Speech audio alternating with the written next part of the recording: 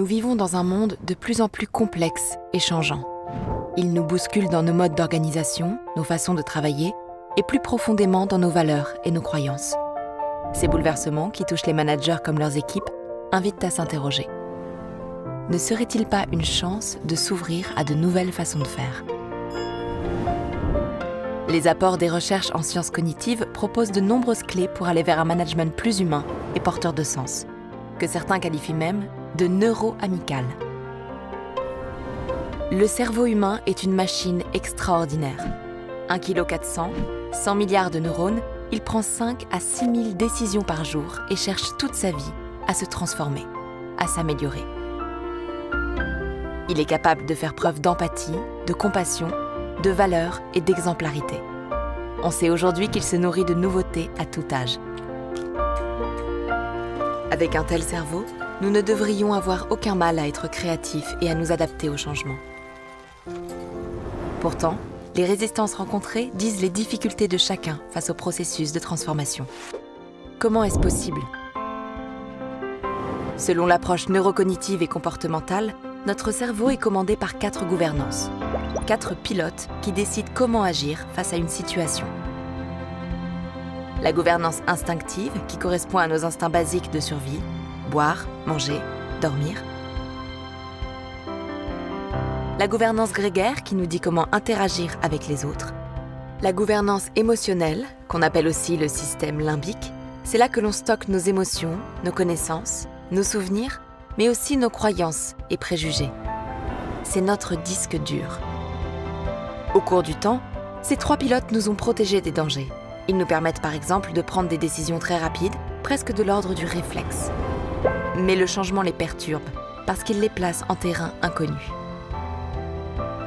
Face au changement, il existe un 4e pilote, la gouvernance adaptative ou cortex préfrontal, qui nous permet d'innover, d'anticiper et de prendre une décision dans une situation inconnue. Ces 4 pilotes sont complémentaires. Ils doivent apprendre à fonctionner en harmonie et à passer selon la situation d'un mode de fonctionnement à un autre. Notre cerveau évolue tout au long de la vie. Il n'est donc jamais trop tard pour apprendre. Mais comment faire concrètement ? Voici quelques clés. L'intelligence émotionnelle. Apprenons à nous reconnecter avec nos émotions. La joie, la peur, la colère, la tristesse. Quand on est manager, on n'a pas toujours conscience de la grande utilité des émotions. Ce sont pourtant des messagers, des détecteurs qui nous invitent à comprendre ce qui se passe profondément pour nous et notre équipe. Cette intelligence émotionnelle, c'est notre force, l'un des moteurs les plus puissants du lien, de la créativité et du bien-être. La motivation. Quand on est motivé, on peut déplacer des montagnes. Mais la science montre que la motivation ne vient pas de l'injonction. Depuis tout petit, les hommes ont besoin de sécurité, de reconnaissance et de stimulation. Votre équipe a ainsi besoin que vous preniez le temps d'exposer clairement vos attentes et objectifs. Soyez à son écoute et faites-lui confiance. Notre cerveau se nourrit de désir et de plaisir, surtout au travail. Il n'y a pas plus gratifiant et plus motivant que la reconnaissance sociale de l'autre dans un groupe. N'hésitez pas à exprimer sincèrement votre reconnaissance envers votre équipe quand une action est bien menée. La bascule en mode adaptatif. Savoir s'adapter de façon respectueuse pour nous-mêmes et les autres, c'est d'abord mieux comprendre ce qui est important pour nous et que l'on souhaite préserver. C'est aussi prendre conscience de nos croyances et idées reçues, ce qu'on appelle les biais cognitifs. Par exemple, face à une situation que vous n'aimez pas et qui vous cause du stress, les neuroscientifiques conseillent de chercher à identifier les valeurs qui peuvent être touchées et de rechercher 2 ou 3 points positifs que peut apporter cette situation.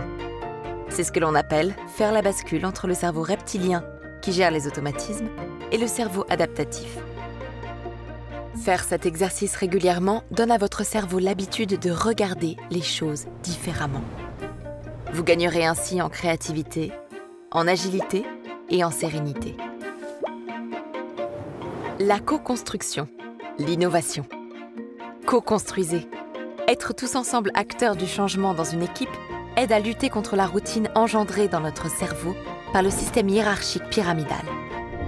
Manager avec créativité, stimuler l'innovation, c'est aussi s'autoriser et autoriser son équipe à faire autrement. Par exemple, en essayant des modes de travail différents quand les projets s'y prêtent. La concentration. Le temps d'attention continue maximum chez un adulte est de 12 minutes. Pourquoi ne pas organiser des réunions de service plus courtes et dynamiques, avec si possible des séquences variées, alternant information, échanges, ateliers. Dans notre monde numérique, nous recevons en moyenne un mail toutes les 4 minutes. Il se crée alors dans le cerveau un état d'attente de l'interruption qui nuit à la concentration. Il est donc important de limiter les sollicitations numériques. Plutôt qu'un mail, privilégiez les liens en allant voir vos collaborateurs dans leur bureau. Faites des pauses, même courtes dans la journée, pour mieux être dans l'ici et maintenant. Le lieu de travail. Enfin, ne négligeons pas le décor. Avoir un cadre de travail adapté est très important. La présence de végétation, par exemple, est une source d'apaisement pour le cerveau. Dans ce monde en mouvement permanent où le digital accélère encore le rapport au temps, un manager a la possibilité d'aider son équipe en s'ouvrant à de nouvelles façons de faire et de travailler. Conscience émotionnelle, sens et objectifs, écoute, reconnaissance, co-construction, pause et prise de recul, autant de pistes pour guider vos équipes vers plus d'efficacité et de confiance. Et vous, qu'avez-vous envie de faire différemment ?